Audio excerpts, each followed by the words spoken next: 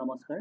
আমি আজি ৰিজনিঙৰ কেইটামান প্ৰশ্ন লৈ আছোঁ। তাৰ প্ৰথম প্ৰশ্নটো হ'ল কমপ্লিট দ্য চিৰিজ। চ' আমাৰ চিৰিজটো দিয়া আছে 4, 8, 24, 120, 840 আৰু আমি 840 পিছৰ সংখ্যাটো উলিয়াব লাগে। চ' এই শ্ৰেণীটো আমাৰ এটা পেটাৰ্ণ দিয়া আছে। চ' এই পেটাৰ্ণটো কি হ'ব? এটা অনুক্ৰম দিয়া আছে। চ' সেই অনুক্ৰমটো কি আমি উলিয়াব লাগে। চ' প্ৰথম সংখ্যা দুটাৰ ক্ষেত্ৰত চ' আমাৰ কি আছে প্ৰথম সংখ্যা দুটা 4 আৰু 8। চ' 4 into 2 8 হৈছে হয়। নেক্সট সংখ্যা দুটা 8 আৰু 24। 8 into 3 কিমান হৈছে 24। নেক্সট সংখ্যা দুটা 24 আৰু 120। চ' 24 into 5 120। গতিকে তাৰ পিছৰ সংখ্যাটো কেনেকৈ হৈছে 120 into 7 840। গতিকে এইটো ক্ৰমত গতিকে আমাৰ নেক্সট সংখ্যাটো কিমান হ'ব 840 into 11 9240। চ' ইয়াৰ পেটাৰ্ণটো কেনেকুৱা আছে ইয়াত প্ৰাইম সংখ্যা দিয়া আছে দেখিছেনে 4 into 2। প্ৰথম সংখ্যাটোৰ লগত 2 মাল্টিপ্লাই হৈছে প্ৰথম প্ৰাইম সংখ্যাটো মাল্টিপ্লাই কৰিছে ছেকেণ্ড সংখ্যাটোৰ লগত মাল্টিপ্লাই কৰিছে 3 8 into 3 24 হৈছে। নেক্সট আমাৰ 24 into 5 থাৰ্ড প্ৰাইম সংখ্যা 5।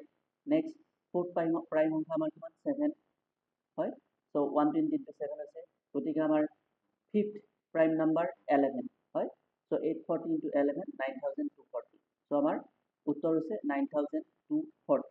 চ' আমাক ইয়াত অপশ্যনত দি আছে অপশ্যন চি 9240। চ' আমাৰ গতিকে আমাৰ কাৰেক্ট উত্তৰ হ'ব শুদ্ধ উত্তৰ হ'ব অপশ্যন চি।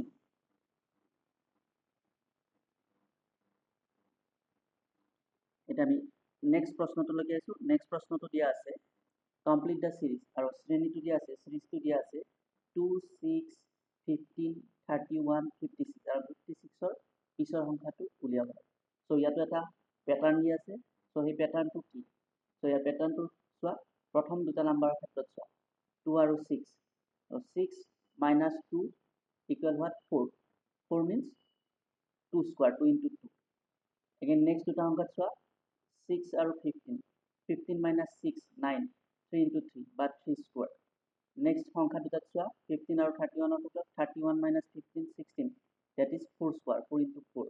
next সংখ্যা দুটাৰ ক্ষেত্ৰত চোৱা 31 আৰু 56 56 minus 31 25 5 square। গতিকে আমি নেক্সট সংখ্যাটো আমাৰ কেনেকুৱা হ'ব এইটো শ্ৰেণীত এইটো পেটাৰ্ণত গতিকে আমি 6ৰ স্কোৱাৰ পাব লাগিব 36 পাব লাগিব। গতিকে আমাৰ সংখ্যাটো হ'ব 92 minus 56 equal 36 আৰু 36 হ'ল আমাৰ 6 স্কোৱাৰ। চ' গতিকে আমাৰ শুদ্ধ উত্তৰ হ'ব 92। চ' আৰু আমাক দিয়া আছে অপশ্যন বি 92। গতিকে আমাৰ কাৰেক্ট অপশ্যন বি। ইয়াৰ পিছত আমি নেক্সট প্ৰশ্নটোলৈকে আহিছোঁ। নেক্সট প্ৰশ্নটো দিয়া আছে কমপ্লিট দ্য চিৰিজ। আমাৰ চিৰিজটো দিয়া আছে শ্ৰেণীটো দিয়া আছে 34 45 57। আমি এই কুৱেশ্যন মাৰ্কত থকা সংখ্যাটো উলিয়াব লাগে 54 আৰু 43 দিয়া আছে। চ' ইয়াত আমাৰ কি পেটাৰ্ণ দিয়া আছে ইয়াত এই চিৰিজটো চালে আমি ভালদৰে চালে আমি দেখা পাওঁ যে 34ৰ ৰিভাৰ্ছ সংখ্যা হৈছে 43 প্ৰথমটো আৰু লাষ্টটো 34 ৰিভাৰ্ছ 43 হয়। নেক্সট 45ৰ ৰিভাৰ্ছ 54 হয় 45 goes to 54। নেক্সট 57ৰ ক্ষেত্ৰত কি হ'ব 57ৰ ৰিভাৰ্ছ হ'ব আমাৰ 75। গতিকে আমাৰ শুদ্ধ উত্তৰ হ'ব 75 আৰু আমাৰ অপশ্যন দি আছে অপশ্যন চি 75। গতিকে আমাৰ কাৰেক্ট উত্তৰ অপশ্যন চি। ইয়াৰ পিছত আমি নেক্সট প্ৰশ্নলৈকে আহিছোঁ। নেক্সট প্ৰশ্নটো দিয়া আছে in a row 26 cards when Sakshi shifted 4 places towards the left she became 10th from the left hand. What was her earlier position from the right hand of the row? So এই ক্ষেত্ৰত কি দিছে আমাক যে 26টা ছোৱালী আছে এটা শাৰীত। So 26 girls okay then next conditionত আছে Sakshi is in 10th position from the left hand after shifting। গতিকে Sakshi ক'ত থাকিব Sakshi is in 14th position from the left before shifting। গতিকে shifting কৰাৰ আগতে Sakshiৰ পজিশ্যন কিমান হ'ব 14th পজিশ্যন। গতিকে টোটেল গাৰ্লছ কিমান আছিলে 26 minus 14 কিমান হ'ব 12 হ'ব।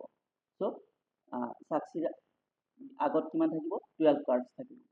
গতিকে Sakshiৰ পজিশ্যন কি হ'ব 13 পজিশ্যন যিহেতু Sakshiৰ আগত 12 মানে 12টা ছোৱালী থাকিব। গতিকে সাকসিড পজিশ্যন হ'ব 13। গতিকে আমাৰ শুদ্ধ উত্তৰ হ'ব 13th পজিশ্যন। আৰু ইয়াত আমাৰ অপশ্যন দিয়া আছে অপশ্যন ডি 13th পজিশ্যন। গতিকে আমাৰ শুদ্ধ উত্তৰ অপশ্যন ডি।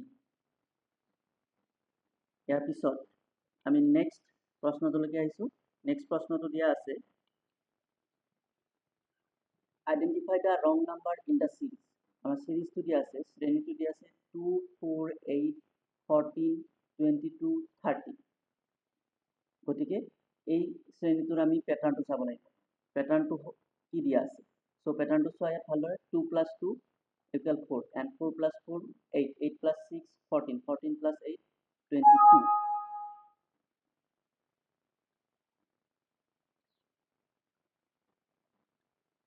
চ' 14 + 8 22।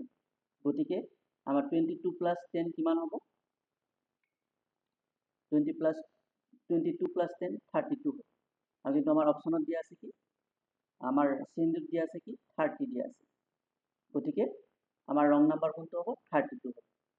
গতিকে আমাৰ শুদ্ধ উত্তৰ অপশ্যন ডি 30।